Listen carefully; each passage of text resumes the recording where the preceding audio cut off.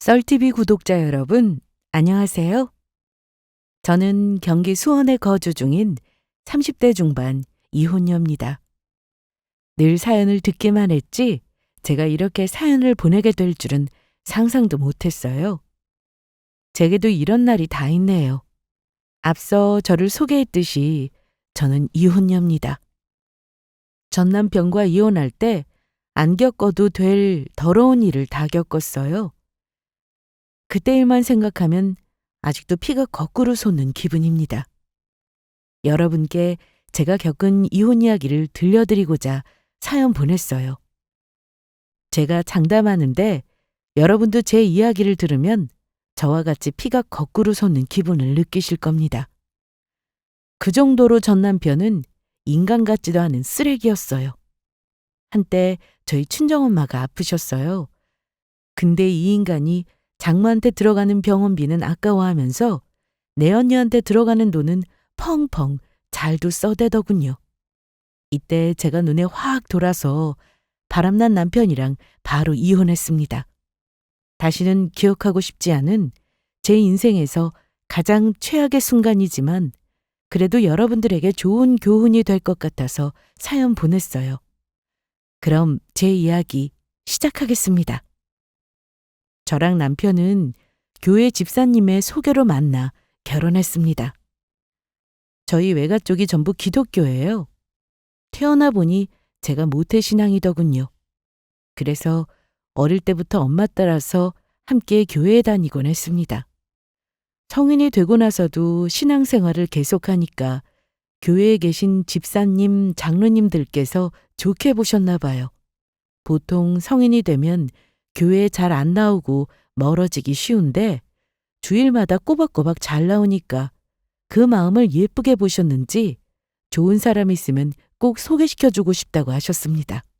그때는 제가 어려서 아직은 그런 소개 자리가 어색하고 싫더라고요. 그래서 초반에는 감사하지만 거절도 여러 번 했습니다. 그러다 점차 나이를 먹어가고 30대에 접어들었을 때 한 집사님께서 소개해 준 사람을 만나보기로 했어요. 주변에 정말 괜찮은 사람이 있는데 저랑 잘 되게 잘 어울릴 것 같다면서 꼭 좀 만나봤으면 좋겠다고 하셨거든요. 젊을 때는 부담스러워서 거절했지만 어느 정도 결혼할 나이가 되니까 어디 한번 만나볼까 싶었습니다. 그래서 알았다고 했고 소개 자리에 나갔어요. 그리고 그곳에서 남편을 만났습니다. 남편의 첫인상은 나쁘지 않았어요. 집사님의 말씀처럼 괜찮은 사람인 것 같았습니다. 이때는 몰랐는데 결혼해보니까 알겠더군요. 결혼 전과 후가 확실하게 다르다는 것을 말입니다. 뭐 여자도 다른 사람들이 있겠죠. 하지만 주변에서 여러 이야기를 들어본 결과 남자들이 진짜 심한 것 같아요. 그렇다고 대부분의 남자가 다 그런 건 아니지만 어느 정도 틀린 이야기는 아닙니다. 연애 시절에는 진짜 별도 달도 다 따줄 것처럼 사탕발림으로 가득한 말을 어찌나 잘했는지 몰라요. 그래서 저는 제 남편이 정말 자상하고 다정다감한 사람인 줄 알았습니다. 돈을 막 어마어마하게 버는 건 아니지만 그래도 결혼 생활 내내 좋은 남편이 되어줄 거라 생각했어요. 솔직하게 말해서 외모도 못난 편은 아니었습니다. 그렇다고 엄청나게 잘생긴 것도 아닌 그냥 평범한 정도였어요. 여러 가지 따져봤을 때 신랑감으로 괜찮겠다 싶어서 결혼했습니다. 그런데 결혼하고 나니까 좋은 신랑감은 개뿔, 뭐 이런 인간이 다 있나 싶었습니다. 당신 정말 너무한 거 아니야? 우리 둘이 같이 맞벌이 하는데 왜 매번 집안일을 나 혼자 해? 그야 나보다 당신이 더 잘하니까 그렇지. 그리고 난 일도 늦게 끝나고 회식이다 뭐다 바쁘잖아. 거래처 상대하는 게 보통 일인 줄 아나? 그거 거래처 사람들 접대한다고 술 마시는 거 아니잖아. 그냥 당신이 좋아서 여러 사람이 어울리면 마시는 거지. 나는 뭐 처음부터 집안일 잘했어? 당신이 안 하니까 어쩔 수 없이 내가 한 거잖아. 그럼 당신도 어느 정도는 도와줘야지. 어떻게 내가 하나부터 열까지 다 해주기를 바라니? 여태 잘했으면서 갑자기 왜 이래? 집안일 그거 좀 하는 게 뭐 그렇게 힘들다고. 아무래도 남자인 나보다 당신이 하는 게 더 낫지 않겠어? 모양새로 봤을 때 그게 낫잖아. 그리고 내가 집안일하는 거 우리 엄마가 아시면 까무라치셔. 그럼 당신도 피곤해질 텐데. 우리 엄마 성격 잘 알잖아. 괜히 한 소리 듣고 속상할 게 뻔할 텐데. 결혼 전에는 뭐든 본인이 나서서 하나부터 열까지 다 해주던 사람이었습니다. 진짜 여왕님처럼 살게는 못해줘도 본인이 할 수 있는 건 다 해줄 거라고 떠들어댔죠. 그랬던 사람이 결혼하고 나니까 저한테 왕대접을 받고자 하더군요. 어느 순간 정신을 차리고 보니 제가 하나부터 열까지 다 해주고 있더라고요. 남편은 퇴근하고 집에 들어오면 진짜 손가락 하나 까딱하지 않고 전부 제가 다 해주기를 원했습니다. 처음에는 신혼 초이기도 했고 남편이 많이 힘들어서 그런가 내가 더 챙겨주고 싶은 마음에 배려해 준 거였어요. 그런데 나중에 가서 보니까 그냥 하기 싫어서 저한테 다 미룬 거더라고요. 본인이 안 하면 제가 할 거라는 걸 알고 말입니다.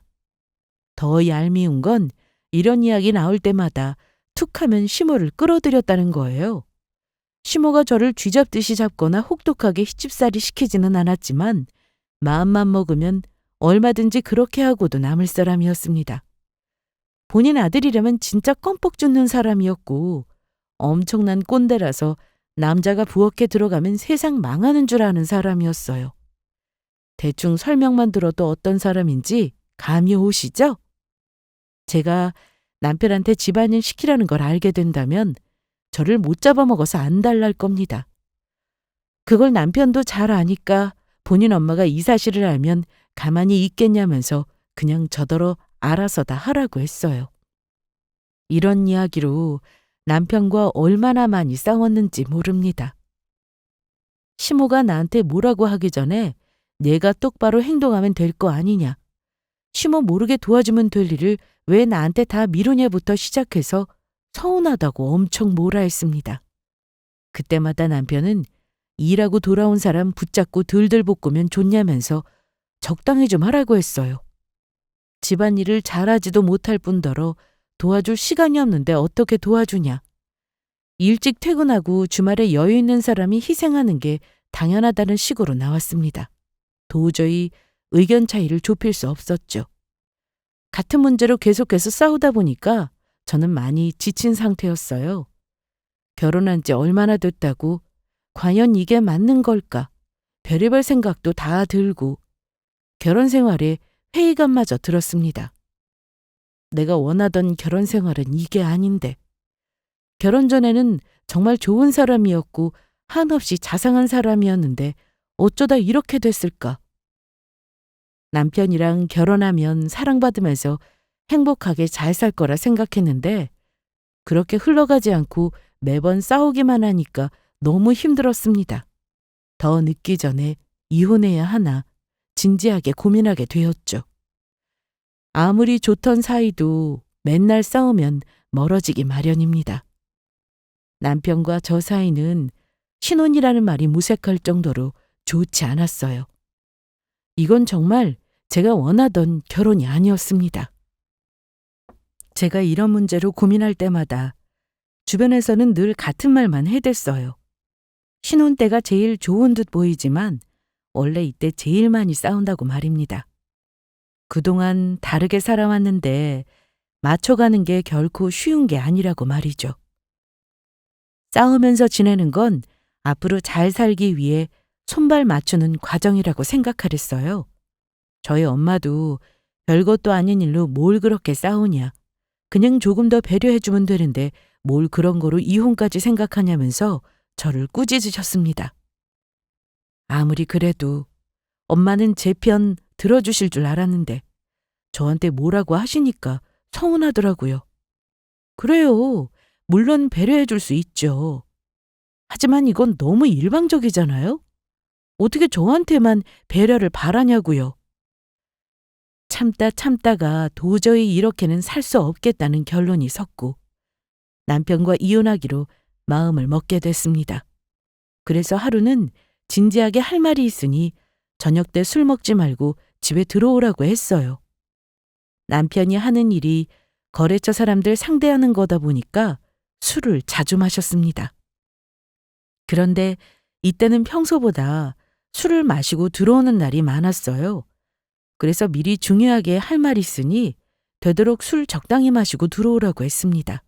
그랬더니 마침 본인도 할 말이 있었다면서 알겠다고 하더군요. 갑자기 나한테 무슨 할 말이 있다는 걸까 궁금했지만 내가 전할 말은 이혼, 그뿐이니까 알았다고 했습니다. 그렇게 그날 저녁 남편은 웬일로 멀쩡한 상태로 집에 들어왔습니다. 제가 당부한 대로 정말 술을 조금밖에 안 마셨더라고요. 이 인간이 죽을 때가 됐나. 말 안 듣다가 갑자기 왜 이러나 싶었습니다. 그래서 의아한 눈초리로 쳐다보다가 나한테 정말 중요하게 할 말이 있어서 그런 거보다 싶어서 먼저 이야기하라고 했어요. 그랬더니 상상도 못할 말을 꺼내기 시작했습니다. 당신, 그동안 내가 집안일 잘 안 도와줘서 서운했지? 혼자 일도 하고 집안일도 챙기고 많이 힘들었을 거 알아.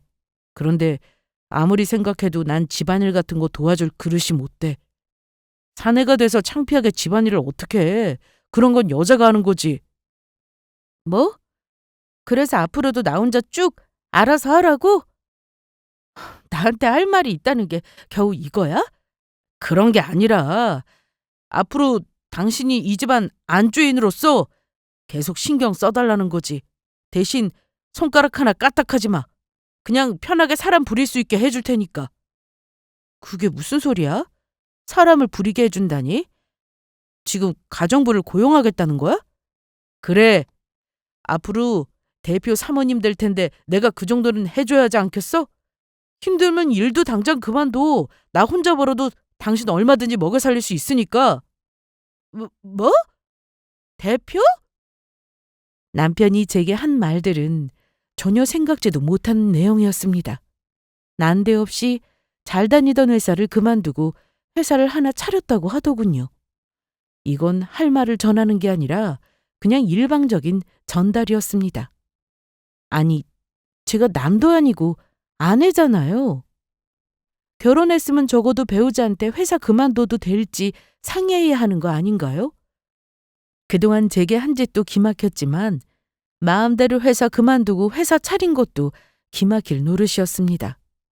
남편한테 혼자 결정하고 사고치면 다냐면서 막 뭐라고 했더니 그제야 그간의 이야기를 들려주더군요. 일을 하던 중 거래처 분이 남편을 좋게 봤고 같이 사업 한번 해보지 않겠냐면서 좋은 제안을 해왔다고 했습니다. 저한테 말하면 안 된다고 할 게 뻔하기도 했고 그동안 만나기만 하면 싸워서 좋은 소리 못 들을 것 같다고 했어요. 그래서 혼자 고민 끝에 그 사람과 같이 사업하기로 결정했답니다. 저는 그 사람이 뭔데 당신한테 같이 사업하자고 하냐, 그거 사기꾼 아니냐면서 의심했어요. 그러자 남편도 처음에는 그런 거 아닌가 하는 의심이 들었대요. 그래서 남몰래 뒤로 알아봤는데 다행히 사기꾼은 아니라고 했습니다. 그 사람은 정말 남편을 마음에 들어 했고 같이 일하고 싶어서 제안한 거였어요. 제가 남편이라서 이런 말 하는 게 아니라 이 인간이 화술 하나는 참 좋습니다. 물에 빠지면 입만 동동 뜰 인간이에요. 능력이 화술을 못 따라갈 정도라니까요. 그러니 거래처 상대를 얼마나 잘했겠어요. 툭하면 계약 따내니까 회사에서 일 잘한다고 인정도 많이 받았습니다. 저도 이 인간의 화술에 껌뻑 넘어가서 결혼한 것 같네요. 아무튼 저 몰래 혼자서 많은 것들을 알아보고 나름대로 열심히 고민한 것 같더라고요. 결코 쉽게 결정한 거 아니면 앞으로 어떻게 하면 좋을지 구체적인 계획도 세워놨습니다. 그걸 들어보니까 잘만 하면 나쁘지 않겠다 싶었어요. 이때 남편이 제게 딱 한 가지 이렇게 약속했습니다. 그동안 결혼해서 싸우기만 하고 잘해주지 못해서 미안했는데 사업 잘 되면 다른 건 몰라도 꼭 돈으로 보상하겠다고 말이죠. 그 말을 들으니 나름 혹하더라고요. 그래서 저는 남편과의 이혼을 잠시 미루기로 했습니다. 솔직히 사업을 시작한다고 해서 무조건 잘 된다는 보장은 없어요. 자칫 잘못하면 가진 돈 전부 다 잃을 수 있는 위험이 있죠. 그런데 인정하고 싶지 않지만 남편은 일적으로 능력이 뛰어난 사람입니다. 아무리 그래도 일 못해서 굶겨 죽일 것 같지는 않았어요. 뭐라도 해서 어떻게든 일어설 사람이라 생각됐습니다. 더군다나 지금 당장 이혼한다고 쳐도 저한테 남는 게 없잖아요. 나중에 많은 돈을 벌어들이면 저한테도 나쁠 게 없으니까 다시 한번 생각해 보게 되더군요.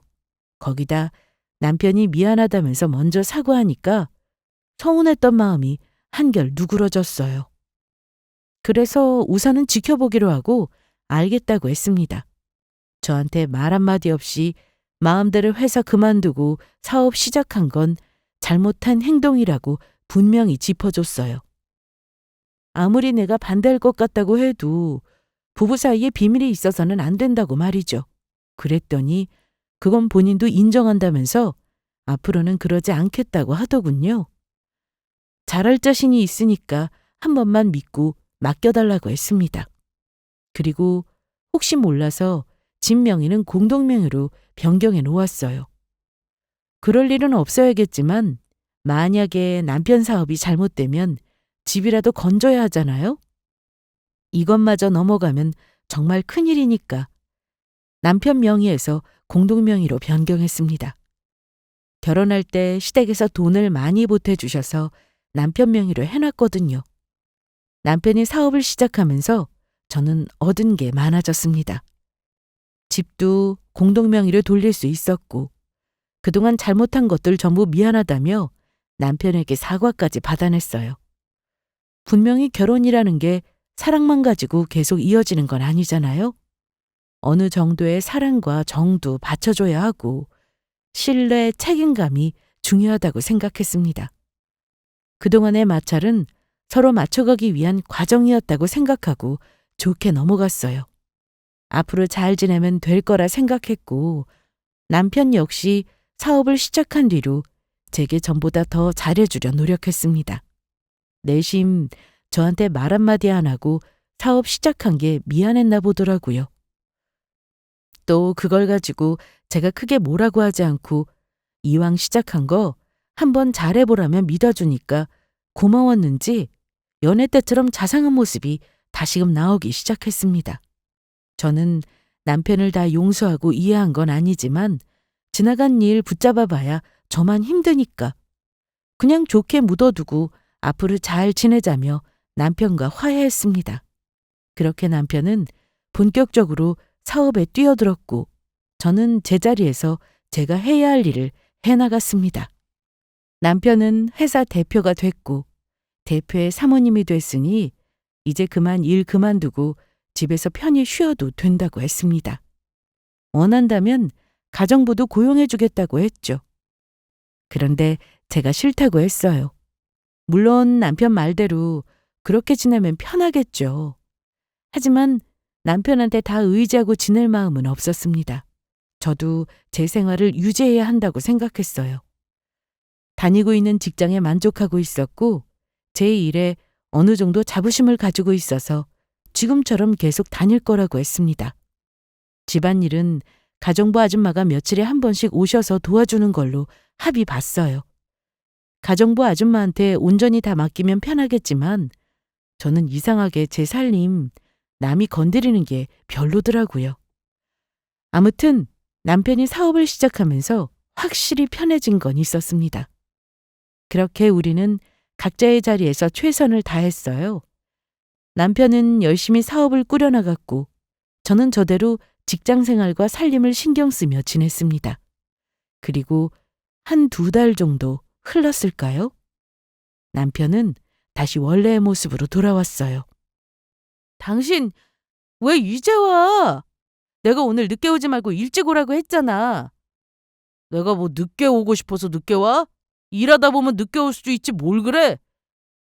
그럼 기다리지 말라고 전화라도 한 통 해주던가. 연락은 안 되고 오는 건지 마는 건지 얼마나 답답했는데 집에서 기다리는 사람은 생각 안 해? 안 오면 안 오나 보다 하면 되지. 연락을 몇 번이나 하는 거야?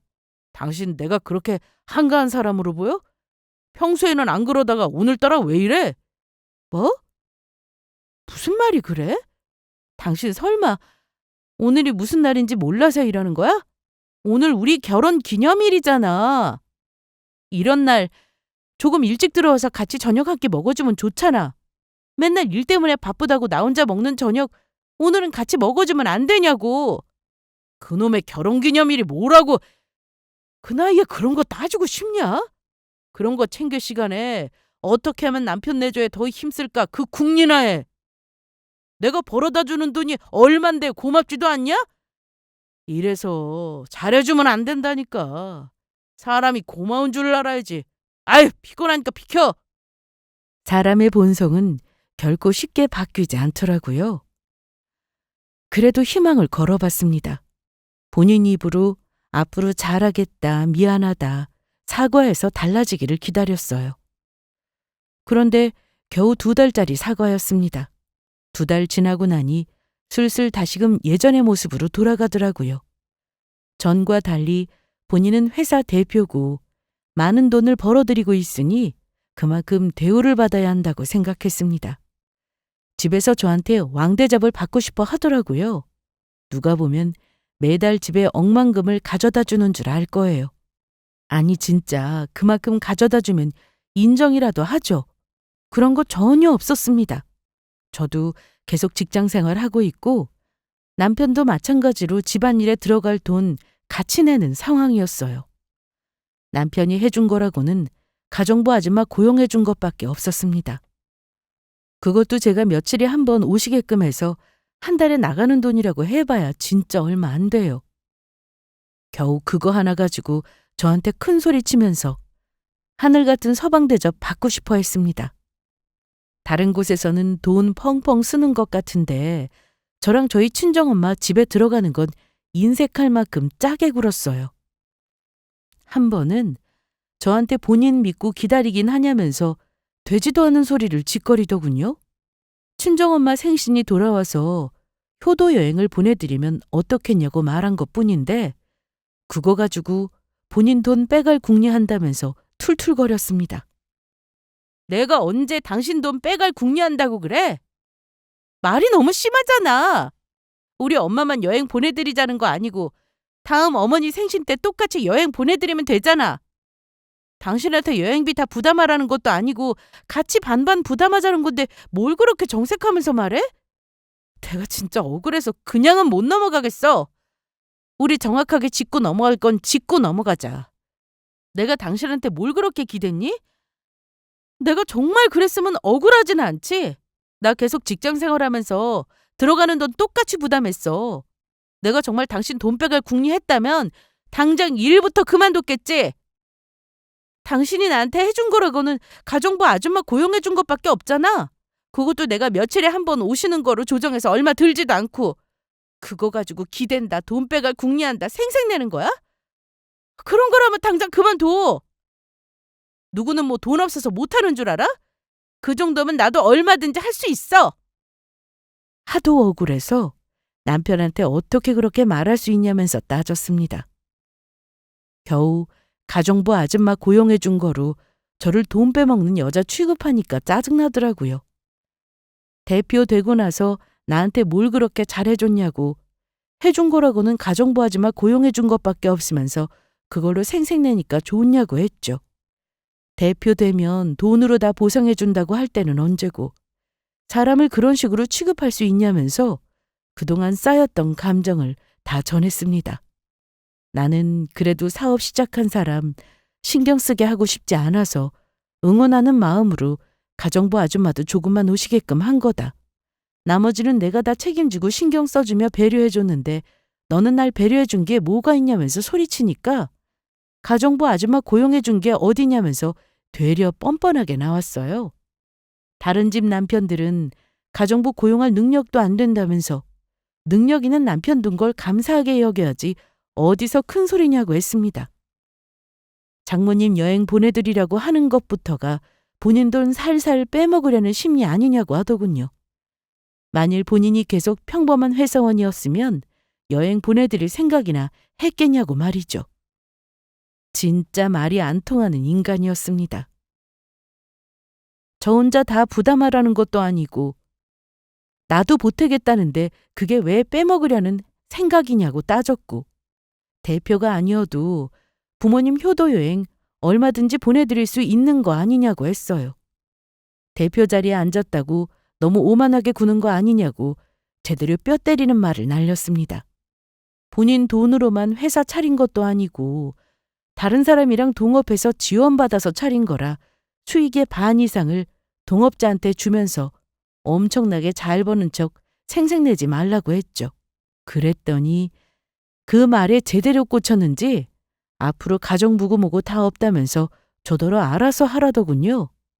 그렇게 남편을 무시하는데 해줘봤자 무슨 의미냐고 앞으로 조금의 지원도 받을 생각 하지 말라고 했습니다.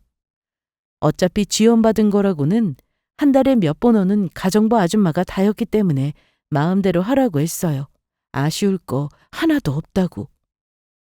그동안 일일이 말을 안 해서 그렇지 대표 자리에 앉고 나서 이상한 게 한두 가지가 아니었습니다. 자리가 사람을 만든다고 하나요? 대표 자리에 앉았다고 저를 발 아래에 있는 사람 마냥 깔보더니 세상 거만하게 굴더라고요. 원래도 본인 엄마밖에 모르는 사람이었거든요. 그래도 대표 자리에 앉기 전에는 그냥 평범한 회사 직원이었으니까 그렇게 크게 차별하지 않았는데 대표 자리에 앉고 나서부터는 저희 엄마랑 시모를 엄청 차별했어요. 안 그래도 저한테 구는 행동이 거슬려서 정 떨어지던 중이었는데 저희 엄마한테까지 못나게 구니까 더는 안 되겠더라고요. 그간 좋게 이해해주고 넘어가니까 만만하게 생각했나 봐요. 미안하다고 사과한 게 불과 2달 전입니다. 반년도 아니고 1년도 아닌 겨우 2달 전. 앞으로 더하면 더했지 덜하지는 않을 것 같았습니다. 이렇게 스트레스 받으면서 사느니 이혼하는 게 정신건강에 좋을 것 같았어요. 무슨 말을 해도 도통 통하지 않고 무조건 본인 말이 맞다고 우겨대니까 말상대 하고 싶지도 않았습니다. 저는 변호사에게 상담받으러 다니며 이혼 준비에 들어갔어요. 그러던 중 친정엄마에게 문제가 생겼습니다. 친정엄마에게 지병이 있었는데 갑자기 그게 악화되면서 졸지에 병원 신세를 지게 됐습니다. 엄마 혼자 거동하실 수 없는 상황이었고 간병인이 꼭 있어야 했기에 한 2주 정도 간병인을 고용했어요. 그런데 간병비가 만만치 않더라고요. 차마 남편한테 이 사실을 말하며 도와달라고 할 수도 없고 오로지 저 혼자 감당해야 하니까 난처했습니다. 언제까지 병원에 입원해야 하냐, 간병인이 꼭 있어야 할 상황이냐. 병원 측에 확인해 봤는데 현재로서는 언제까지 간병인이 필요할지 확답을 줄 수 없다고 했습니다. 그래서 하는 수 없이 회사에 사정을 말하고 2주 정도 재택근무로 돌리게 됐죠. 한 달에 400만 원이 넘는 간병비를 혼자 부담하는 건 역부족이었거든요. 병원에서 엄마를 보살피며 틈틈이 회사 업무를 해결해야 했습니다. 그런데 이것도 정말 못할 짓이더라고요. 병원 생활을 해보신 분들이라면 아실 겁니다. 물론 아픈 사람이 더 고생하겠지만 곁에서 간병하는 사람도 무시 못할 만큼 힘들어요. 엄마도 그런 제게 미안해하시며 눈치 보셨고요. 저는 괜찮다며 아무렇지 않은 척했지만 간병비에 병원비까지 해결하는 게 꽤 부담스러웠습니다. 간병비 아껴보려고 제가 병원 생활을 하게 됐지만 기억 없는 생활에 막막하더라고요. 언제까지 회사에 양해를 구할 수도 없는 노릇이고요. 그래서 하는 수 없이 회사를 그만둬야 하나 고민하던 찰나 회사에서 제 사정을 알게 됐고 감사하게도 되는 한 계속 재택근무로 돌려주겠다며 배려해 주셨습니다. 정말 다행이죠. 이때 한 곱이 넘겼다는 생각에 잠시 안도의 한숨을 내쉬었지만 아직 큰 고비가 남아 있었습니다. 그건 바로 병원비였어요. 엄마는 지병을 앓고 있어서 보험 가입이 까다롭습니다. 그래서 실비가 없는 상황이었어요. 오로지 모든 걸 다 제가 부담해야 하는데 그것도 막막하더라고요. 남편 몰래 모아놓은 비상금을 탈탈 털어 생활했지만 그것도 어느새 바닥을 보이고 말았습니다. 설상가상으로 엄마는 수술까지 하시게 됐고 그 많은 돈을 감당하기 위해 저는 대출까지 받아야만 했습니다. 더 이상 돈 나올 구멍이 없더라고요. 열심히 일해도 병원비로 나가는 돈이 상당하다 보니까 거의 밑빠진 독에 물붓기였습니다.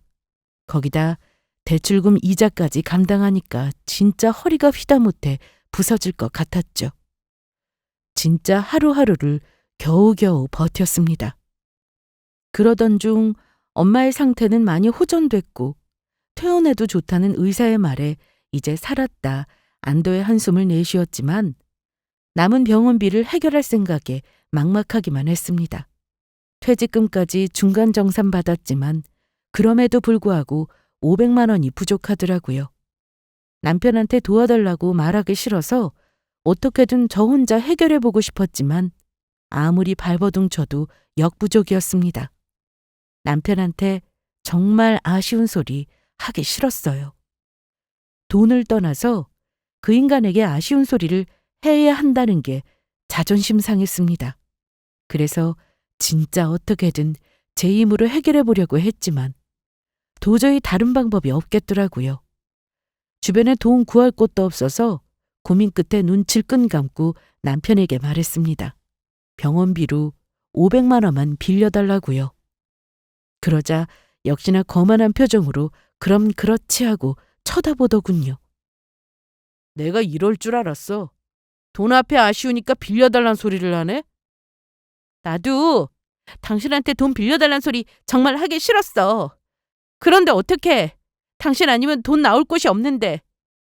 이런 부탁해서 정말 미안하지만 당신이 도와줘. 그래도 당신 장모님이잖아. 나 어머님 아프셨을 때 옆에서 병수발 다 들었어. 그거 당신도 인정하지?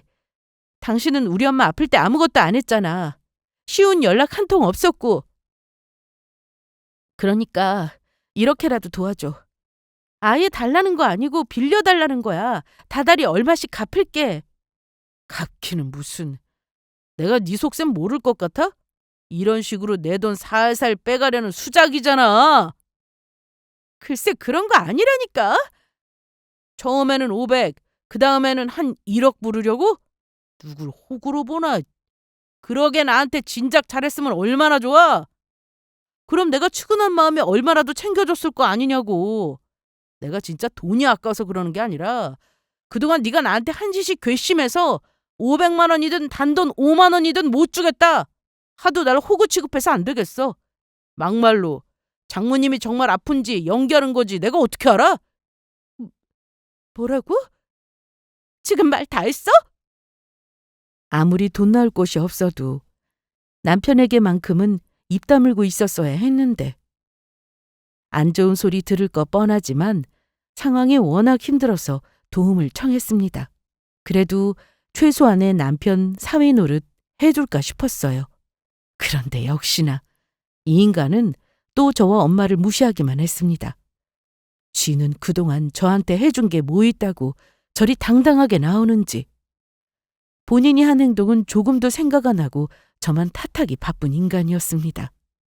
아무리 그래도 장모님인데 괜찮냐는 안부 연락 한 통 없을 때부터 알아봤어요. 물론 기대도 안 했지만 제가 시모에게 한 행동이 있으니 어느 정도는 사람 노릇 할지도 모른다고 생각했는데 역시나더라고요. 그깟 500만 원에 아쉬운 소리 했다는 것도 너무 자존심 상했습니다. 그래, 이럴 바에는 하루빨리 이혼해서 받은 돈으로 그간 벌려놓은 병원비나 해결해야겠다고 생각했어요. 집을 공동명의로 돌렸기 때문에 제가 받아야 할 몫으로 충분했습니다. 그래서 이혼하자고 했더니 뭘 잘한 게 있다고 이혼 타령이냐고 죽어도 못 해주겠다고 버텼습니다. 아파트 나눠 가지려고 이혼하자는 것 같은데 돈 때문에 이혼하는 게 가당키나 하냐. 이건 명백한 사기라면서 절대 인정할 수 없다고 했어요.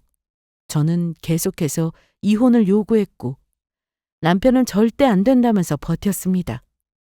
정 그렇게 이혼하고 싶으면 소송을 하고 하더라고요. 마음 같아서는 정말 그러고 싶었지만 제가 처한 상황에 소송은 무리였습니다.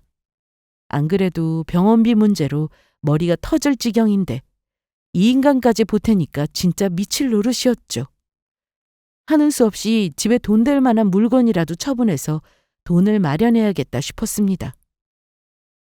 결혼할 때 받은 목걸이랑 반지, 귀걸이 등이 있었어요. 이거랑 비싸게 주고 산 명품 가방까지 처분하면 대충 500만 원 정도 만들어 볼 수 있을 것 같았습니다. 저는 엄마에게 집에 좀 다녀오겠다고 말한 뒤 병원 로비로 걸어가고 있었습니다. 그런데 수납조에 낯익은 뒷모습이 보이더라고요. 그건 다름 아닌 남편이었습니다. 저 인간이 여긴 무슨 일인지 싶어서 슬쩍 뒤에 가서 지켜봤더니 500만 원 돈에 병원비를 결제하고 있더라고요. 설마 우리 엄마 병원비를 해결해 주려고 온 건가? 나한테 말은 그렇게 써도 도와주려고 온 건가 싶은 마음에 쳐다보고 있었습니다. 그리고 남편이 뒤돌아섰을 때 저와 눈이 마주쳤고 저를 본 남편은 소스라치게 놀라더군요. 당신 여기서 뭐해? 뭐 하기는 병원비 수납하고 있지. 그러니까 누구 병원비를 수납한 거냐고. 설마 우리 엄마 남은 병원비 해결해 준 거야? 아니, 그게... 남편은 멋쩍은 표정으로 뒷말을 흐렸고 손으로 뒷머리를 극적거렸어요. 그 모습에 정말 우리 엄마를 도와주러 온 건가 싶은 마음에 놀라움이 앞섰습니다. 언제는 죽어도 못 도와준다면서 난리치더니 갑자기 왜 이러지 싶었어요. 순간 이 인간이 정말 죽을 때가 된 건가 아니면 내가 지금 꿈을 꾸고 있나 도저히 믿기지가 않았습니다. 그러지 않고서야 순순히 저를 도와줄 인간이 아니었거든요. 믿기지 않는 행동에 입이 떡 벌어졌지만 아무튼 고마운 건 고마운 거였습니다. 무슨 꿍꿍이인지는 몰라도 결국 도와줬다는 게 정말 고맙더라고요. 그래서 남편에게 도와줘서 고맙다는 인사를 전했습니다. 하도 모질게 말해서 정말 모른 척 할 줄 알았는데 이렇게 도와줘서 고맙다고 했어요. 그런데 남편의 반응이 이상했습니다. 고맙다는 말에 인상을 찌푸리며 난처한 곤란한 표정을 짓더니 저더러 그게 아니라면서 오해라고 해명하더군요. 아니, 그니까 나는 장모님 병원비를 해결하러 온 게 아니야. 아니라니? 당신 방금 500만 원이나 되는 병원비 결제했잖아. 그게 우리 엄마 병원비가 아니라고? 그럼 누군데? 내가 그걸 왜 말해야 하는데? 내 돈 내가 쓴 건데 누구한테 썼는지 말할 필요 없잖아. 뭐라고? 그걸 지금 말이라고 해? 그럼 그렇지. 네가 우리 엄마 병원비 해결하러 올 인간이 아니지. 대체 누구야? 누구 병원비인지 말 안 해? 하필 병원비가 비슷해서 저희 엄마 병원비를 결제했다고 오해했습니다. 알고 보니 진짜 저희 엄마가 아니라 다른 사람의 병원비를 해결해 준 거더라고요. 그래서 순간적으로 열이 확 뻗쳤어요. 우리 엄마 병원비는 절대 해결 못 해준다고 난리칠 때는 언제고 다른 사람 병원비는 잘도 해결해 주는구나 싶은 게 화가 났습니다. 그래서 꼬치꼬치 캐물었어요.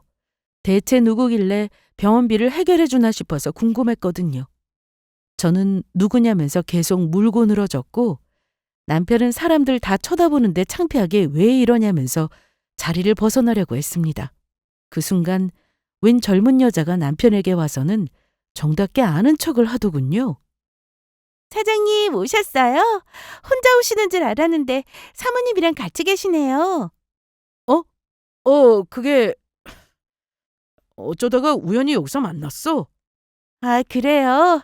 참, 저희 엄마 병원비는요? 방금 수납했어. 정말요? 사장님 진짜 최고. 안 도와주셔도 되는데. 어쩜 이렇게 자상하고 착하세요. 이 은혜 다 갚을 때까지 앞으로 열심히 일할게요. 내연녀는 제 앞에서 남편에게 팔짱을 끼며 온갖 끼를 다 부려댔습니다. 딱 보아하니 남편 회사에서 일하는 직원인 것 같더라고요. 저는 병원비 결제해준 사람이 직원의 엄마였냐고 물었습니다. 그러자 남편은 하도 상황이 어려워서 도와준 거라고 했고, 사람이 어려울 때 도와주는 게 인지상정 아니겠냐면서 되지도 않는 착한 척을 하더라고요. 정작 제 주변에 있는 사람은 나 몰라라 하는 인간이 어디서 착한 척 가식을 떨어대나 어이없어서 진짜 죽일 듯이 노려봤습니다. 그러자 그 인간은 저의 살기 가득한 눈빛을 느꼈는지 회사 일이 바빠서 이만 들어가 봐야겠다며 서둘러 자리를 벗어났습니다. 그 일이 있고 나서 아무리 생각해도 분이 안 풀렸습니다. 우리 엄마가 다른 사람도 아니고 장모인데 어떻게 남보다 못한 대우를 받아야 하나 참을 수 없을 정도로 화가 나더라고요. 진짜 거짓말 안 하고 속이 뒤집어질 듯이 화가 났습니다. 화병으로 사람 하나 죽을 수 있겠구나 싶었어요. 도저히 분이 안 풀려서 친한 친구에게 전화로 하소연했습니다. 내가 뭘 그렇게 잘못했다고 이런 대우를 받아야 하는지 도통 모르겠다고 말이죠. 회사 여직원 엄마 아픈 것까지 자상하게 다 챙겨주면서 왜 우리 엄마는 모른 척 하는 건가 서러웠습니다. 아무리 싸웠다고 해도 그동안 제가 남편과 시댁에게 한 행동이 있는데 입 싹 닫고 모른 척하는 남편을 찢어 죽이고 싶은 심정이었어요. 그래서 막 울분을 토해내는데 문득 친구가 이상한 소리를 하더군요.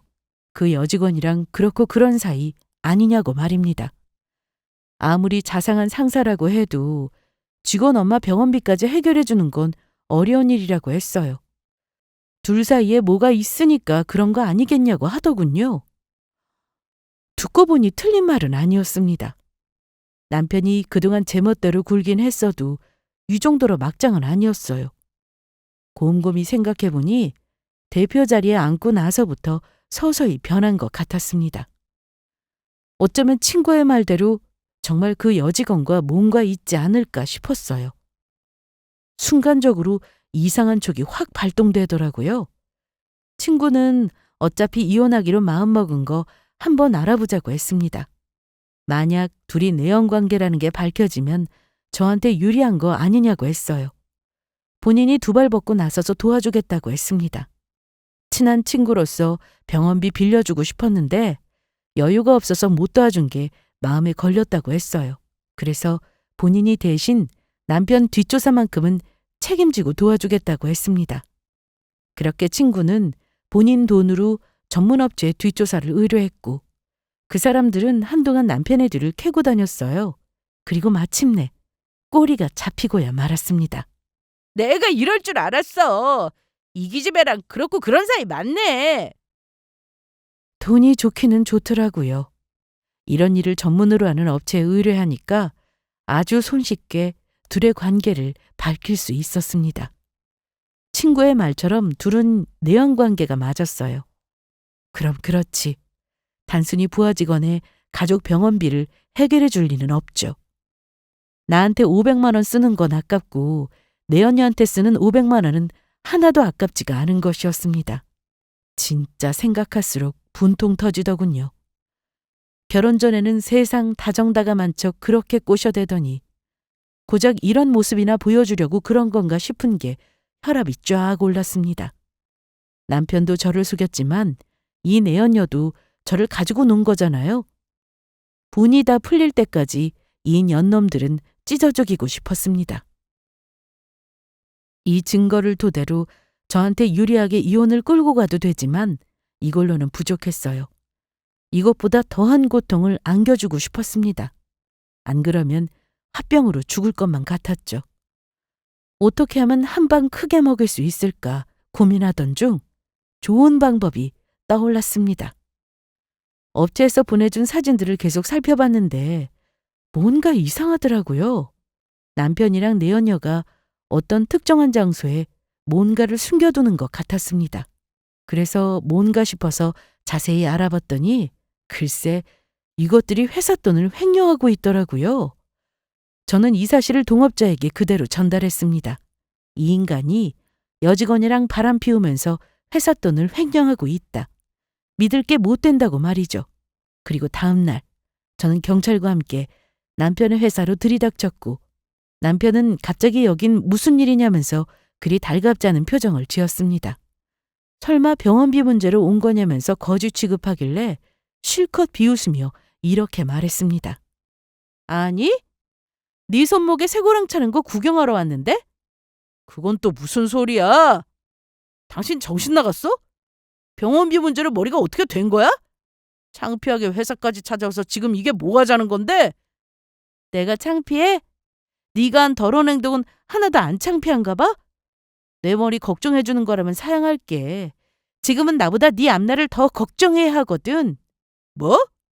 남편은 지금 이게 뭐 하자는 거냐면서 조용히 화를 내다가 직원들 보는 눈도 있으니까 나가서 이야기하자고 했습니다. 저는 그런 남편의 손을 뿌리쳤고 옆에 있던 경찰이 남편 손목에 수갑을 채우며 횡령죄로 체포한다고 했어요. 그러자 남편과 내연녀는 서로 눈빛을 주고받으며 당황스런 표정을 지었습니다. 저는 슬금슬금 뒷걸음 치며 도망가려는 내연녀를 가리켰고 전현도 같은 한패라고 했어요. 그러자 남편과 내연녀는 발악하면서 이게 뭐 하는 짓이냐, 증거 있냐, 난리치기 시작했습니다. 아무 잘못도 없는 선량한 시민에게 민중의 지팡이가 이런 식으로 굴면 안 되는 거 아니냐면서 생난리를 치길래 저는 가방에 있던 증거 사진을 뿌렸어요. 선량한 시민 좋아하시네. 여기 증거 차고도 넘쳐. 너희들이 그동안 짜고 치면서 회사 돈 횡령한 거 이 사진 속에 다 들어있거든. 그뿐이야? 너희 불륜이잖아. 내가 그 증거까지 싹 가지고 있네? 자, 이제 이게 무슨 상황인지 이해됐지? 너씨, 너한테도 하도 구린내가 나서 알아봤더니 이런 비밀이 있을 줄 누가 알았겠어? 아무리 생각해도 불륜남 불륜녀 만들어서 끝내기에는 너무 억울하더라고. 그래서 너희들이 한 짓 동업자분께 내가 다 폭로했어? 이제 어쩌니? 둘이 감옥 가느라 헤어지게 됐네? 아니다. 서로 그리워하면서 애달프게 편지 주고받으면 딱이겠다. 대표 자리에 앉았다고 꼴값 떨 때부터 짜증나는데 이제야 속이 다 시원하네. 이제 네 인생 끝났어. 대표님에서 전과자로 확 떨어졌네. 그뿐이야? 그동안 네가 벌어들인 돈까지 전부 토해내야 돼. 그것도 몇십 배로. 참, 아파트 말이야. 그거 공동명의인 거 알고 있지? 난 내 집은 알차게 챙겨갈 테니까 넌 이제부터 탈탈 털리게만 하면 돼. 내가 네 모든 걸 다 빼앗아갈 거거든. 남편은 발악하며 소리쳤고 경찰은 두 사람을 끌고 나갔습니다. 저는 그 즉시 변호사를 선임해서 이혼을 진행했어요. 다행히 공동명의로 된 아파트를 지켜낼 수 있었고 생각했던 것보다 더 많은 돈을 받아낼 수 있었습니다. 참, 상간녀 소송도 잊지 않고 같이 진행했습니다. 그년도 결코 용서할 수 없는 종자거든요. 그래도 참 다행인 것은 끝이 알맞게 끝났다는 겁니다. 만일 이게 아니라 구질구질하게 이혼 소송으로 번졌다면 저는 너무 힘들었을 거예요. 다행히 불륜 증거, 횡령 증거까지 잡아낼 수 있어서 천만 다행이죠. 적극적으로 도와준 친구에게 정말 고마울 따름이에요. 저는 이혼하면서 꽤 많은 돈을 받았고 그걸로 대출금을 정리했습니다. 현재 엄마와 함께 지내고 있으며 다시 전과 같은 행복한 삶을 되찾았어요. 주변에서는 젊은 나이에 아깝다면서 얼른 좋은 사람 만나라고 했지만 글쎄요. 저는 딱히 생각이 없네요. 우선은 저와 엄마만 생각하고 지내려 합니다. 그럼 지금까지 저의 긴 사연을 들어주셔서 감사합니다.